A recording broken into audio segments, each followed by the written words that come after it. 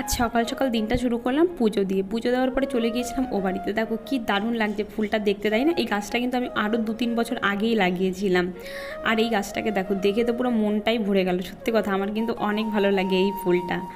তারপরে দুপুরবেলা রান্না করেছিলাম এই যে বাঁধাকপি ভাজা, এদিকে করেছিলাম ডাল, আর করেছিলাম বেগুন দিয়ে চিংড়ি মাছ দিয়ে।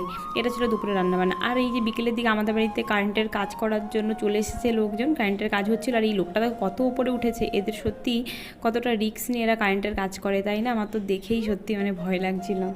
আর এদিকে রাতের বেলায় বাড়িতে চলে এসেছিলাম। বাড়িতে এসে রান্নাবান্না করছিলাম, হঠাৎ করে দেখি কর্তামশাই কাছ থেকে এসেছি ঘুগনি নিয়ে। আর এই যে রাতের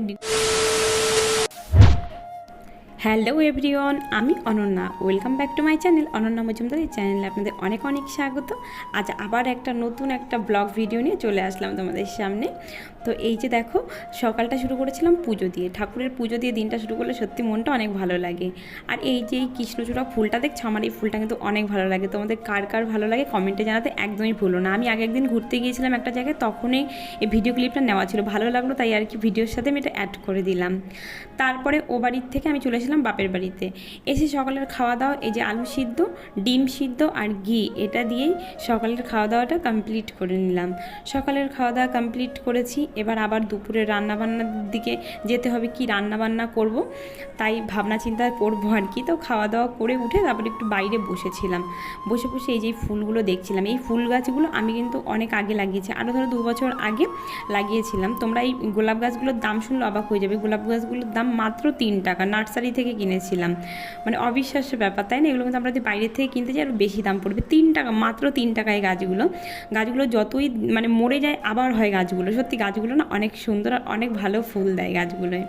তারপরে এই যে দুপুরে রান্না চলে গিয়েছিলাম। দুপুরে রান্না করেছিলাম এই যে বাঁধাকপি ভাজা, আর এদিকে ডাল বসিয়ে দিয়েছিলাম। রান্না করতে করতে দাদা আবার কুলপি চলে এসছে, কুলপি খাওয়ালো। এদিকে এই যে আম দিয়ে ডাল করেছিলাম, আর ওদিকে বেগুন করেছিলাম আর বাঁধাকপি ভাজা, এটাই রান্না করেছিলাম। রান্না করে উঠে এই দেখো আমাদের ঘরের অবস্থা। প্রতিদিন আমাদের ঘরের অবস্থা এরকমই থাকে, আমি গুছিয়ে রেখে যাই, এসে দেখি সেম সেই একই রকম ঘরের অবস্থা। আমি তাই আর কি ঘুরিয়ে ঘুরিয়ে তোমাদের দেখাচ্ছি যে প্রতিটা দিন এরকম একই অবস্থা। আবার আমার ঘর গোছাতে হবে। তারপর রান্নাবান্না বসিয়ে রেখে চলে আসলাম ঘর গোছাতে। ঘর গোছানোর কাজ করতে চলে এসেছি। এদিকে এসে কতগুলো জামা কাপড় ছিল, আগে সেগুলো ভাঁজ করে নিচ্ছি। মা ভাবছিলাম কোথা থেকে কাজ শুরু করব, কোনটা রেখে কোন কাজটা করব। মানে আমি কি বলবো, প্রতিটা দিন আমি বাড়ি গুছিয়ে রাখবো, আবার এসে এরকম হয়ে যায়। মার শরীরটা ভালো না, মাও গোছাতে পারে না। আর দাদা ছেলে মানুষ মানেই তো বুঝতে পারছো, জিনিসপত্র এলোমেলো এখানে ওখানে। মানে আমি প্রতিটা দিন ঘর এরকমভাবে গুছিয়ে রেখে যাই। আর প্রতিদিন সকালবেলা আমি যখনই আসবো এসে দেখবো আমাদের ঘরের এই অবস্থা। কি আর করব, এই জামা কাপড়গুলো শুকনো ছিল, এক সাইডে দেখি এনে রেখে দিয়েছে, কিন্তু গোছানো আর হয়নি। তাই আমি সব কিছু গুছিয়ে টুছিয়ে রাখলাম। আর ওদিকে রান্না তো আমার হচ্ছে, দাদা আবার কাজে বেরিয়ে যাবে, তার জন্য আরও তাড়াতাড়ি রান্না করছিলাম। ও দুপুরের দিকে 3টের দিকে বেরিয়ে যাবে আর কি। তো মাথায় ওটাও রয়েছে, এদিকে ঘরও গোছাতে হবে। সারা ঘর দৌড় দেখি একাকার হয়ে রয়েছে, কী আর বলবো। আর আমার যদি ঘরের মধ্যে এরকম এলোমেলো থাকে না, আমার একদমই ভালো লাগে না। আর এটা সবার ক্ষেত্রেই স্বাভাবিক, ঘর দূর এলোমেলো থাকলে কারোরই ভালো লাগে না। আমি মানে যতক্ষণ না এই কাজবাজ করতে পারবো, আমার গার মধ্যে কেমন একটা গিটগিট কিনকিন করে, আমার একদম বিরক্ত লাগে। সারা ঘরে জিনিসপত্র যদি ছড়ানো থাকে না, খুব বিরক্ত লাগে। সত্যি কথা, ঘর দূর গুছানো থাকবে, দেখবে খেয়ে থাকি আর না খেয়ে থাকি, ঘর দূর যদি গুছানো থাকে না ভালো লাগে, কিন্তু একটা শান্তি লাগে। কিন্তু যদি দেখো সারা ঘরে বিছানায় এরকম জামা কাপড়, এখানে বোতল ফেলানো, এখানে থালা বাসন, এই সেই, একটুও ভালো লাগে না। তার জন্য আর কি জামা কাপড় সমস্ত কিছু গুছিয়ে নিলাম। এদিকে খাট সমস্ত কিছু পরিষ্কার করে নিলাম আর কি।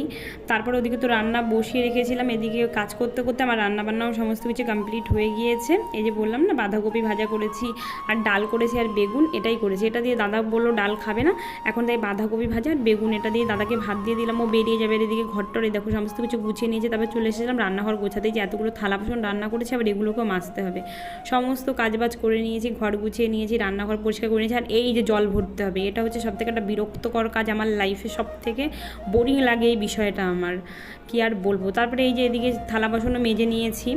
তারপরে চলে গিয়েছিলাম এদিকে ঘর দুয়ার যত যা ছিল, এই ঘর ওই ঘর সমস্ত কিছু পরিষ্কার করে নিয়েছি। আর এদিকে জল ভরে জলগুলো সমস্ত কিছু ফ্রিজে রেখে দিয়েছি। মানে কি বলবো, এটা হচ্ছে সবথেকে একটা বিরক্তকর কাজ লাগে আমার কাছে, কিন্তু কি করব, ভরতে হবে। তারপরে আবার চলে গিয়েছি স্নান করতে। সকালে একবার করেছি, এই যে একবার, মানে 2বার স্নান হচ্ছে অলরেডি আমার।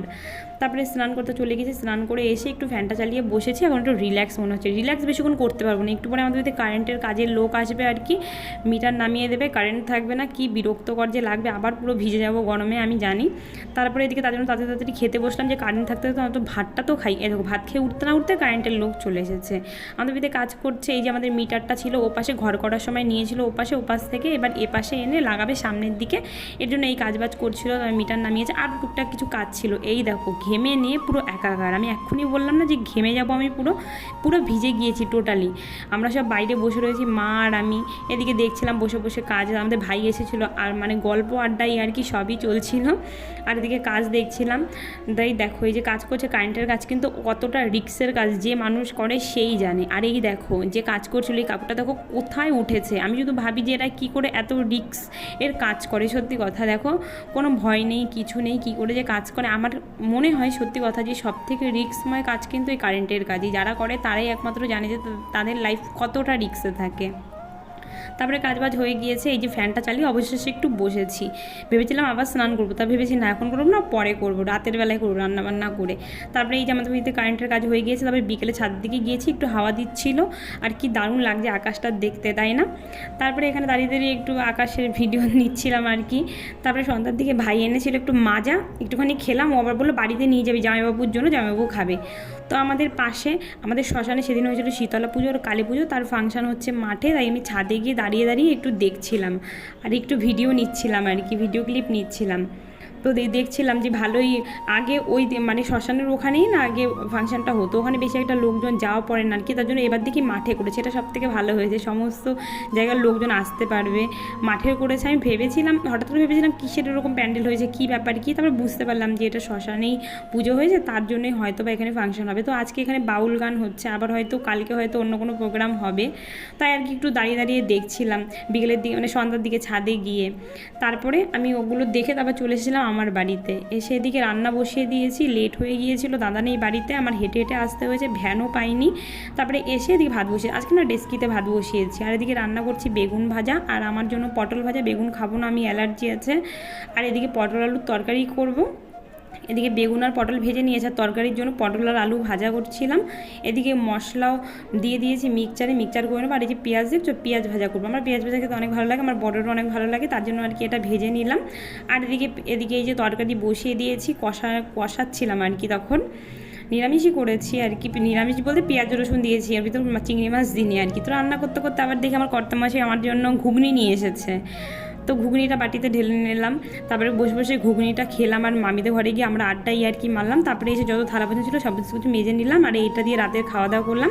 তো আজকের ভিডিওটা এখানে শেষ করছি, ভিডিওটা যদি ভালো লাগে লাইক কমেন্ট শেয়ার সাবস্ক্রাইব করতে ভুলো না। দেখা হচ্ছে অন্য কোনো ভিডিওতে, টাটা।